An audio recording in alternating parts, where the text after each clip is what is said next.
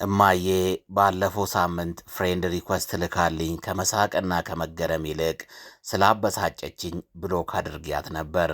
ዛሬ እናቶች ቀን በመሆኑ ከብሎክ አውጥቻት ልጠይቃት እየሄድኩ ነው። የምወደውን ታሪክ ደግሜ ልንገር።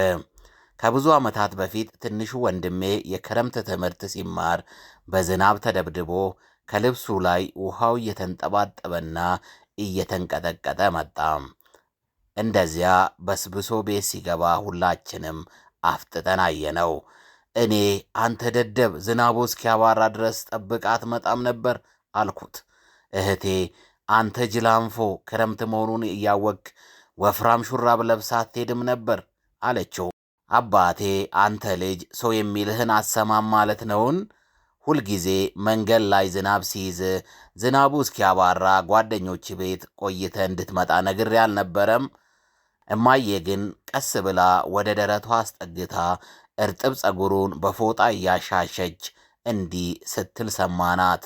ይሄ ደደብ ዝናብ ምን አለበት ልጄ ቤቱ ከደረሰ በኋላ ቢዘንብ። ባሻዬ በምድር ላይ እንደ እናትህ በፍጹም ነፍሱ በነጻ የሚወድ የለም።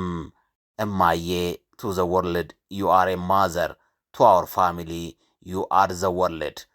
መታሰቢያነቱ ለእናቶች በሙሉ። ጸሐፊው ተስፋዬ ኃይለማርያም ነው። ከፌስቡክ መንደር ካገኘሁት